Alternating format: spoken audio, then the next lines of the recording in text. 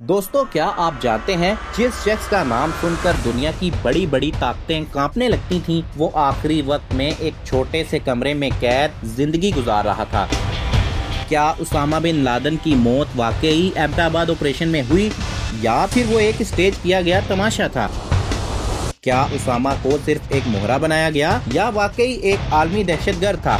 آج ہم ان تمام سوالوں کے پیچھے چھپی حقیقتوں سے پردہ اٹھانے جا رہے ہیں۔ لیکن دوستو خبردار، یہ ویڈیو آپ کی سوچ کو بدل سکتی ہے۔ یہ صرف کہانی نہیں بلکہ ایک تحقیقاتی سفر ہے جس میں آپ کے ساتھ قدم بہ قدم چلیں گے۔ تو تیار ہو جائیے، کیونکہ یہ داستان ہے ایک ایسے شخص کی جو دنیا کے لیے خطرہ بھی تھا اور معمہ بھی۔ شروع کرتے ہیں ابتدا سے۔ نمبر 1، ایک ارب پتی کا مجاہد بننے تک کا سفر۔ دوستو، اسامہ بن لادن 1957 میں سعودی عرب کے شہر ریاض میں پیدا ہوئے۔ ان کا تعلق سعودی عرب کے ایک نہایت با اثر اور امیر ترین خاندان میں سے تھا۔ ان کے والد محمد بن لادن تعمیرات کی دنیا کے بے تاج بادشاہ مانے جاتے تھے۔ وہ سعودی شاہی خاندان کے خاص ٹھیکیدار بھی تھے۔ ان کے تعلقات اتنے گہرے تھے کہ شاہی محلات اور مقدس مساجد کی تعمیر کا اعزاز بھی انہی کو حاصل ہوا۔ سوچنے کی بات یہ ہے کہ جب ہر آسائش اور ہر موقع موجود ہو تو ایک نوجوان ایسا فیصلہ کیوں کرتا ہے جو اس کو موت کی وادی کی طرف لے جائے؟ کیا یہ صرف مذہب سے متاثر تھا یا اسے کسی نے یہ راستہ دکھایا؟ نمبر 2، نوجوانی میں سوچ کی تبدیلی۔ دوستو، اسامہ کی تعلیم جدہ میں ہوئی اور وہ ایک سنجیدہ، دیندار اور خاموش طبع طالب علم سمجھا جاتا تھا، لیکن اندر ہی اندر وہ عرب کی دنیا کی سیاسی غلامی اور مغرب کے اثر و رسوخ سے نفرت محسوس کر رہا تھا۔ اسے لگتا تھا کہ اسلام کو دبایا جا رہا ہے اور مسلمانوں کی خود مختاری ختم کی جا رہی ہے۔ یہی وہ وقت تھا جب اس نے افغانستان کے بارے میں سنا۔ سوویت یونین نے افغانستان پر حملہ کیا تھا اور دنیا بھر سے مسلمان نوجوان جہاد کے لیے وہاں پہنچ رہے تھے۔ یہیں سے اسامہ کا ذہن بن گیا اور اس نے اپنے خاندان کی مخالفت کے باوجود میدان جنگ کا رخ کر لیا۔ نمبر 3، افغانستان کا محاذ اور CIA کا کردار۔ یہ وہ وقت تھا جب امریکہ اور سوویت یونین کے درمیان سرد جنگ جاری تھی۔ امریکہ کو مجاہدین کی ضرورت تھی اور آپریشن سائیکلون مجاہدین کو وسائل کی، تو امریکہ نے پاکستان، سعودی عرب اور CIA شروع کیا، جس کے تحت دیگر عرب ممالک کے ذریعے مجاہدین کو فنڈز، ٹریننگ اور ہتھیار فراہم کیے گئے۔ تو سوال یہ ہے کہ یہ سب کچھ بغیر منصوبہ بندی کے ہو رہا تھا کہ CIA کو یہ معلوم نہ ہو کہ وہ کس قسم کے لوگوں کو سپورٹ کر رہی ہے؟ اسامہ ان ابتدائی عرب مجاہدین میں شامل تھا جو پاکستان کے ذریعے افغانستان میں داخل ہوتے اور لڑائیوں میں حصہ لیتے۔ اس نے اپنی دولت بھی اسی جنگ کے لیے وقف کر دی۔ تو کیا ہم کہہ سکتے ہیں کہ اسامہ CIA کا پروڈکٹ تھا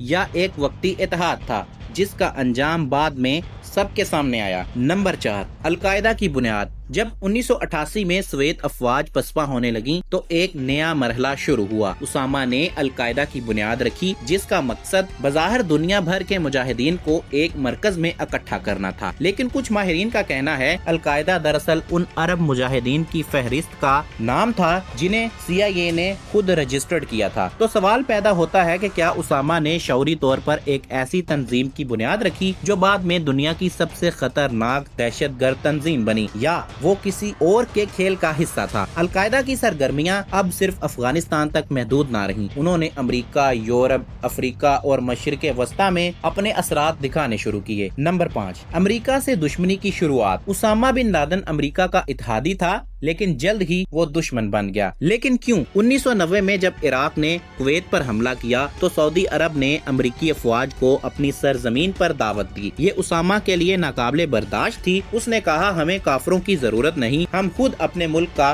دفاع کر سکتے ہیں۔ اس نے اس فیصلے کی کھلے عام مخالفت کی اور اس کے بعد سعودی عرب نے اس کی شہریت منسوخ کر دی۔ وہ اب بے وطن ہو چکا تھا، لیکن اس کا غصہ اور نظریہ مزید پختہ ہو چکا تھا۔ اس کے بعد اس نے سوڈان میں پناہ لی، جہاں اس نے اپنے منصوبوں کو مزید وسعت دی، کیمپ بنائے، ٹریننگ دی اور دنیا بھر سے لوگوں کو اپنی تحریک سے جوڑنا شروع کیا۔ نمبر 6، ابتدائی حملے اور امریکہ کی توجہ۔ 1993 میں نیو یارک کے ورلڈ ٹریڈ سینٹر پر پہلا حملہ ہوا۔ اگرچہ اس حملے میں القاعدہ کا نام براہ راست نہیں آیا، لیکن امریکی ادارے الرٹ ہو چکے تھے۔ اس کے بعد 1988 میں کینیا اور تنزانیہ میں امریکی سفارت خانوں پر بم دھماکے ہوئے، جن میں سینکڑوں افراد مارے گئے۔ ان حملوں کی ذمہ داری القاعدہ نے قبول کی اور امریکہ نے پہلی بار اسامہ کو سرکاری طور پر دہشت گرد قرار دیا۔ لیکن کیا اس وقت بھی امریکہ کے پاس ایسے ثبوت تھے جو عدالت میں پیش کیے جا سکتے تھے، یا یہ صرف ایک نیا دشمن تخلیق کیا جا رہا تھا؟ نمبر 7، 9/11 شک یا یقین۔ 11 ستمبر 2001 کو جو کچھ بھی ہوا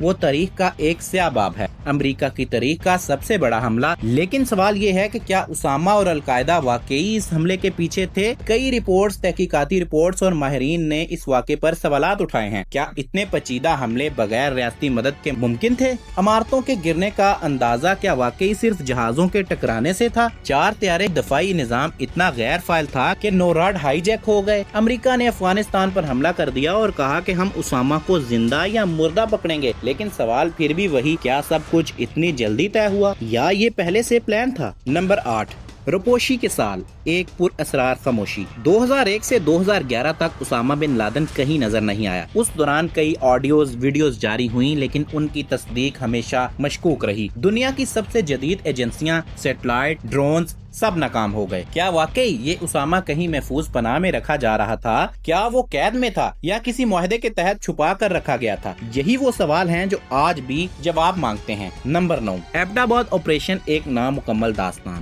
2 مئی 2011 اچانک خبر آئی کہ امریکہ نے ایبٹ آباد میں ایک کمپاؤنڈ پر حملہ کیا اور اسامہ بن لادن کو مار دیا۔ لیکن جہاں سوالوں کی ایک قطار کھڑی ہو جاتی ہے، کیا دنیا کے سب سے مطلوب شخص کا کوئی فوٹو ثبوت نہیں؟ لاش کو سمندر برد کیوں کیا گیا؟ اگر وہ ایبٹ آباد میں تھا تو پاکستانی اداروں کو خبر کیوں نہ ہوئی؟ یا ہوئی بھی ہو؟ امریکی ہیلی کاپٹر کریش ہوا پھر بھی آپریشن کامیاب ہوا۔ امریکی صحافی سیمور ہرش کی رپورٹ کے مطابق اسامہ پہلے ہی پاکستان کی حراست میں تھا اور یہ سب کچھ ایک معاہدے کے تحت کیا گیا۔ تو پھر وہ کون سا سچ ہے جو ہمیں کبھی نہیں بتایا گیا؟ دوستو، اسامہ بن لادن کا کردار اتنا سادہ نہیں، اسے صرف ایک دہشت گرد یا مجاہد کہہ دیا جائے۔ وہ ایک علامت تھا نفرت، خوف، سوال اور سازش کی۔ کچھ لوگ اسے ہیرو مانتے ہیں، کچھ قاتل، لیکن ایک بات طے ہے، اس نے دنیا کو بدل دیا۔ اس نے عالمی سیاست، میڈیا اور جنگ کے نظریوں کو نئے رخ دیے۔ لیکن کیا ہم کبھی جان پائیں گے کہ اصل سچ کیا تھا؟